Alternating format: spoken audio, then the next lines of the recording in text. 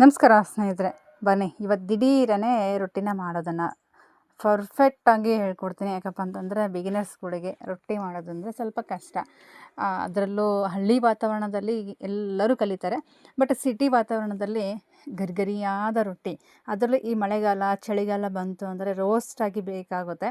ಯಾಕಂದರೆ ತುಂಬ ಸಾಫ್ಟಾಗಿ ಕೇಳೋದಿಲ್ಲ, ರೋಸ್ಟಾಗಿ ಬೇಕಾಗುತ್ತೆ. ಯಾಕಂದರೆ ಚಳಿಗಾಲ, ಅದರಲ್ಲೂ ಇವಾಗ ಮಳೆ ವಾತಾವರಣ ಇರೋದ್ರಿಂದ ಒಂದು 2 ದಿನಸಿನ ಪಲ್ಯ ಈ ಥರ ಜೋಳದ ರೊಟ್ಟಿ, ತೆಳುವಾಗಿ ಜೋಳದ ರೊಟ್ಟಿನ ಮಾಡೋದು ಸಿಂಪಲ್ಲಾಗಿ ತೋರಿಸ್ಕೊಡ್ತೀನಿ. ನೋಡ್ತಾ ಇರ್ಬೋದು ಎಷ್ಟು ನೀಟಾಗಿ ಬಂದಿದೆ ಒಂದು ಜೋಳದ ರೊಟ್ಟಿ ಅಂತಂದರೆ ತುಂಬ ಚೆನ್ನಾಗಿ ಪರ್ಫೆಕ್ಟಾಗಿ ಬಂದಿದೆ. ಅಷ್ಟೇ ಬೇಗನೆ ಮಾಡ್ಬೋದು, ಒಂದು ಚೂರು ಕೂಡ ಹರಿಯಲ್ಲ. ಈ ಒಂದು ಪದ್ಧತಿನ ಮಾಡ್ಕೊತ ಹೋದರೆ ಬನ್ನಿ. ಇಲ್ಲಿ ನಾನು ನೀರನ್ನು ಕುದಿಯೋದಕ್ಕೆ ಇಟ್ಟಿದ್ದೀನಿ. ಯಾಕಪ್ಪ ಅಂತಂದರೆ ಇಲ್ಲಿ ಯಾವುದೇ ರೀತಿ ಮೆಜರ್ಮೆಂಟ್ ಅನ್ನೋದು ತೊಗೊಳ್ಳಲ್ಲ. ಯಾಕಂದರೆ ಡೈಲಿ ಮಾಡ್ತಾ ಇರ್ತೀವಲ್ವ, ಅದು ಆಲ್ರೆಡಿ ಕನ್ನಡದಲ್ಲೇ ಗೊತ್ತಾಗ್ಬಿಡುತ್ತೆ.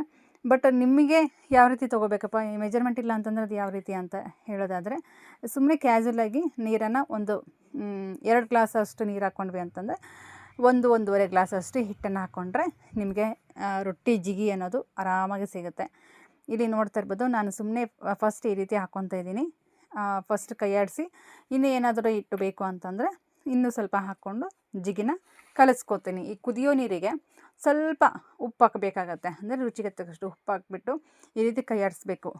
ಕುದೀತಾ ಇರಬೇಕು ನೀರು, ಆ ಜಿಗಿ ಅನ್ನೋದು ಕೂಡ ಕುದೀತಾ ಇರಬೇಕು. ನೋಡ್ತಾ ಇರ್ಬೋದು, ಇದಕ್ಕೆ ಇನ್ನೂ ಹಿಟ್ಟು ಇಡಿಸುತ್ತೆ. ಇನ್ನೂ ಸ್ವಲ್ಪ ಬೇಕಾದರೂ ಹಾಕ್ಕೋಬೋದು. ಯಾವುದೇ ರೀತಿ ಹಸಿಗಾಗುತ್ತೆ ಅದು ಏನೂ ಇಲ್ಲ. ಈ ರೀತಿ ಚೆನ್ನಾಗಿ ಕೂಡಿಸ್ಕೊಂಡು ರೊಟ್ಟಿ ಚರಿ ಅನ್ನಂಗೆ ಹಿಟ್ಟು ನಾದ್ಕೊಂಡು ರೊಟ್ಟಿ ಮಾಡೋದ್ರಿಂದ ತುಂಬ ಚೆನ್ನಾಗೇ ಬರುತ್ತೆ ರೊಟ್ಟಿ. ಇಲ್ಲಿ ನೋಡ್ತಾ ಇರ್ಬೋದು, ಇನ್ನೂ ಸ್ವಲ್ಪ ಹಿಟ್ಟು ಹಾಕ್ಬಿಟ್ಟು ನಾನು ಕುಡಿಸ್ಕೊತೀನಿ.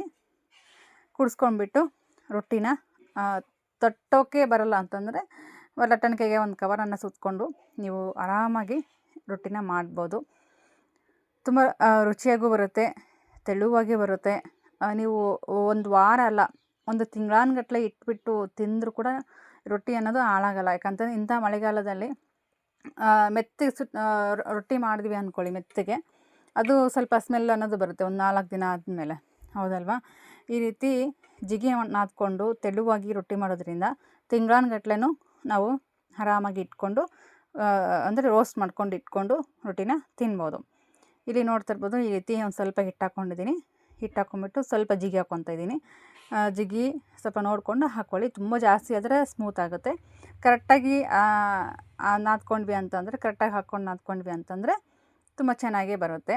ಜಿಗಿ ಸ್ವಲ್ಪ ಅಲ್ಪ ಸ್ವಲ್ಪ ಜಾಸ್ತಿ ಆಯ್ತು ಅಂದರೆ ಒಣ ಹಿಟ್ಟು ಹಾಕ್ಕೊಂಡು ಜಲ್ದಿ ಮಾಡಿರುವಂಥ ಒಣ ಹಿಟ್ಟನ್ನು ಹಾಕ್ಕೊಂಡ್ಬಿಟ್ಟು ನೀವು ಹಿಟ್ಟನ್ನು ನಾದ್ಕೋಬೇಕಾಗುತ್ತೆ. ಇವಾಗ ಇಷ್ಟು ಸ್ವಲ್ಪ ನಾದ್ಕೊತಾ ಇದ್ದೀನಲ್ವ, ಇವಾಗ ನಾನು ಸ್ವಲ್ಪ ನೀರು ಹಾಕ್ಕೊಂಡು ನಾದ್ಕೊಳ್ಳೋದ್ರಿಂದ ರೊಟ್ಟಿ ಕೂಡ ವೈಟಾಗಿ ಬರುತ್ತೆ, ರೊಟ್ಟಿ ಕೂಡ ಸ್ಮೂತಾಗಿ ಬರುತ್ತೆ. ಬೇಗ ರೊಟ್ಟಿ ಮಾಡಲಿಕ್ಕೆ ನಮಗೆ ಆಗುತ್ತೆ. ಇಲ್ಲಿ ನೋಡ್ತಿರ್ಬೋದು, ಈ ರೀತಿ 2 ಕೈಯಿಂದ ನಾದ್ಕೋಬೇಕಾಗುತ್ತೆ. ಒಂದೇ ಕೈಯಲ್ಲಿ ನಾನು ವೀಡಿಯೋ ಮಾಡ್ತಾಯಿದ್ದೀನಲ್ವ, ಇದು ಸ್ವಲ್ಪ ಕಷ್ಟ ಆಗುತ್ತೆ ಅಷ್ಟೇ. ಸ್ವಲ್ಪ 2 ಕೈಯಿಂದ ನಾದ್ಕೊಳ್ಳೋದ್ರಿಂದ ರೊಟ್ಟಿ ಹಿಟ್ಟನ್ನೋದು ಹದವಾಗಿ ಚೆಂದಾಗಿ ಬರುತ್ತೆ. ಇಲ್ಲಿ ನೋಡ್ತಿರ್ಬೋದು, ಇವಾಗ ಸ್ವಲ್ಪನೇ ನೀರು ಹಾಕ್ಕೋಬೇಕಾಗತ್ತೆ. ನೀರು ಹಾಕ್ಕೊಂಡು ನೀವು ರೊಟ್ಟಿ ಮಾಡೋದ್ರಿಂದ ತುಂಬ ಚೆನ್ನಾಗೇ ಬರುತ್ತೆ. ಇಲ್ಲಿ ಸ್ವಲ್ಪ ನೀರು ಹಾಕ್ಕೊಂಡು ನಾದ್ತಾಯಿದ್ದೀನಿ, ಕಾಣಿಸ್ತಿದೆಯಲ್ವಾ? ಇವಾಗ ಹಿಟ್ಟನ್ನು ನೀಟಾಗಿ ನಾದ್ಕೊಂಡು ಸಿಗ್ತೀನಿ ನಿಮಗೆ ಎಲ್ಲ. ನೋಡ್ತಾ ಇರ್ಬೋದು, ಸ್ವಲ್ಪ ನೀರು ಹಾಕ್ಕೊಂಡು ಈ ರೀತಿ ಕರೆಕ್ಟಾಗಿ ಲಟಸಕ್ಕೆ ಬರಬೇಕು. ಅಂದರೆ ಚಪಾತಿ ಹಿಟ್ಟು ಯಾವ ರೀತಿ ನಾವು ಕಲಿಸ್ಕೊತೀವಲ್ವ ಆ ರೀತಿ ನಾದ್ಕೊಂಡು ನೋಡ್ತಾ ಇರ್ಬೋದು ಎಷ್ಟು ಚೆನ್ನಾಗಿ, ಎಷ್ಟು ಸಾಫ್ಟಾಗಿ ಹಿಟ್ಟನ್ನೋದು ಹದವಾಗಿ ನಾದ್ಕೊಂಡಿದ್ದೀನಿ. ಇವಾಗ ಒಂದೇ ಸಮಾನವಾಗಿ ಉಳ್ಳಿ ಬೇಕಾದರೂ ಹಾಕೋಬೋದು, ಇಲ್ಲಾಂದರೆ ಒಂದೊಂದೇ ನೀವು ಉಳ್ಳಿ ಮಾಡಿಕೊಂಡು ರೊಟ್ಟಿನ ಮಾಡ್ಕೊಬೋದು. ಇನ್ನೂ ಸ್ವಲ್ಪ ತೆಳುವಾಗಿ ಮಾಡ್ಕೊಂಡೆ ಅಂದರೆ ಸ್ವಲ್ಪ ಗಟ್ಟಿನೇ ನಾದ್ಕೊಂಡಿದ್ದರೆ ಒಳ್ಳೆಯದು. ಯಾಕಂತಂದರೆ ಲಾಸ್ಟಲ್ಲಿ ಬರ್ತಾ ಸ್ವಲ್ಪ ಮಿದುಕ್ಲಾಗ್ಬಿಡುತ್ತೆ, ಅಂದರೆ ಹಿಟ್ಟು ಅನ್ನೋದು ಸ್ವಲ್ಪ ಹಳಕಾಗ್ಬಿಡುತ್ತೆ, ಆ ಚಾನ್ಸ್ ಕೂಡ ಇರುತ್ತೆ. ಇಲ್ಲಿ ಸ್ಟಾರ್ಟಿಂಗಿನ ಸ್ವಲ್ಪ ಗಟ್ಟಿ ನಾದ್ಕೊಂಡ್ವಿ ಅಂತಂದರೆ 2 ರೊಟ್ಟಿ 3 ರೊಟ್ಟಿಗೆ ನಾವು ಸ್ವಲ್ಪ ನೀರು ಹಾಕ್ಕೊಂಡು ಈ ರೀತಿ ನಾದ್ಕೊಂಡ್ವಿ ಅಂತಂದರೆ ತುಂಬ ಚೆನ್ನಾಗೇ ಬರುತ್ತೆ. ಇಲ್ಲಿ ನೋಡ್ತಾ ಇರ್ಬೋದು, ನಾನು ಇಷ್ಟು ಸ್ವಲ್ಪ ಹಿಟ್ಟು ತೊಗೊಂಡಿದ್ದೀನಿ. ಎಷ್ಟು ದೊಡ್ಡದಾಗಿ ರೊಟ್ಟಿ ಬರುತ್ತೆ ಅಂತಂದ್ಬಿಟ್ಟು ಅಷ್ಟು ತೆಳುವಾಗಿ ಮಾಡ್ಕೊಬೋದು. ಒಂದು ಚೂರು ಕೂಡ ಕಟ್ಟಾಗಲ್ಲ, ಏನಾಗಲ್ಲ. ನೀವು ಬೇಕಂದರೆ ಒಂದು 15ರಿಂದ 20 ರೊಟ್ಟಿನ ಉದ್ಕೊಂಡ್ಬಿಟ್ಟು ಅದಾದ ನಂತರ ಬೇಯಿಸ್ಕೊಳ್ಬೋದು, ಏನು ತೊಂದರೆ ಇಲ್ಲ. ಒಂದು ಚೂರು ಕೂಡ ಅಂಟ್ಕೊಳ್ಳೋದಿಲ್ಲ, ಹರಿಯೋದಿಲ್ಲ, ಆ ರೀತಿ. ಇಲ್ಲಿ ಒಂದಿಷ್ಟು ರೊಟ್ಟಿನ ನಾನು ಉದ್ದಿ ಹಾಕಿದ್ದೀನಿ ಆಲ್ರೆಡಿ. 1 ಬೈ 1 ಉದ್ದಿ ಹಾಕ್ತಾಯಿದ್ದೀನಿ. ಅದಾದ ನಂತರ ನಾನು ರೊಟ್ಟಿನ ಬೇಯಿಸ್ಕೊತೀನಿ. ಇವಾಗ ಹೆಂಗೆ ರೊಟ್ಟಿನ ಹುದ್ದಿಟ್ಕೊಂಡಿದ್ದೀನಲ್ವ ಅದಾದಮೇಲೆ ಕೂಡ ನಾನು ಬೇಯಿಸ್ಕೊತೀನಿ. ಇಲ್ಲಿ ಎಷ್ಟು ಚೆನ್ನಾಗಿ ಇಗ್ತಾ ಇದೆ ನೋಡ್ತಾ ಇರ್ಬೋದು. ಏನಿಲ್ಲ ಲಟ್ಟಣಿಕೆಗೆ ಒಂದು ಸ್ವಲ್ಪ ಕವರೆಲ್ಲ ಸುತ್ಕೊಂಡಿದ್ದೀನಿ, ಅಷ್ಟು ಬಿಟ್ಟರೆ ಏನು ಮಾಡಿಲ್ಲ ನಾನು. ನೋಡ್ತಾ ಇರ್ಬೋದು ಎಷ್ಟು ತೆಳುವಾಗಿ ಎಷ್ಟು ರೊಟ್ಟಿ ಇಗ್ತಾ ಇದೆ. ಒಂದು ಚೂರು ಕೂಡ ಕಟ್ಟಾಗಲ್ಲ ಸ್ನೇಹಿತರೆ, ಎಷ್ಟು ಗರಿಗರಿಯಾಗಿ ಬರುತ್ತೆ ಅಂತಂದರೆ ತುಂಬ ಚೆನ್ನಾಗಿ ಬರುತ್ತೆ. ನೆಕ್ಸ್ಟು ವೀಡಿಯೋ ಮಾಡಬೇಕಾದ್ರೆ ಒಂದು 3 ಥರದ ರೊಟ್ಟಿನ ಮಾಡ್ತಾಯಿದ್ದೀನಿ. ಒಂದು ಎಳ್ಳು ರೊಟ್ಟಿ ಮತ್ತು ಇನ್ನೊಂದು ಖಾರ ರೊಟ್ಟಿ ತೋರಿಸ್ಬೇಕಂತ ಅಂದ್ಕೊಂಡಿದ್ದೀನಿ. ಆದಷ್ಟು ಪ್ರಯತ್ನ ಪಡ್ತೀನಿ, ಓಕೆನಾ. ಅದು ಕೂಡ ತುಂಬ ಚೆನ್ನಾಗೇ ಬರುತ್ತೆ. ಈ ಮಳೆಗಾಲದಲ್ಲಿ ನಾಗರ ಪಂಚಮಿ ಹಬ್ಬ ಬಂತಲ್ವ, ಹಾಗಾಗಿ ಮಾಡೋದ್ರಿಂದ ತುಂಬ ರುಚಿಯಾಗೂ ಆಗುತ್ತೆ ತಿನ್ನೋದಕ್ಕೆ. ಮಕ್ಕಳಿಗೂ ಇಷ್ಟಪಟ್ಟು ತಿಂತಾರೆ. ಬರೀ ರೊಟ್ಟಿನೂ ತಿನ್ಬೋದು, ಆ ರೀತಿ ರುಚಿಯಾಗುತ್ತೆ.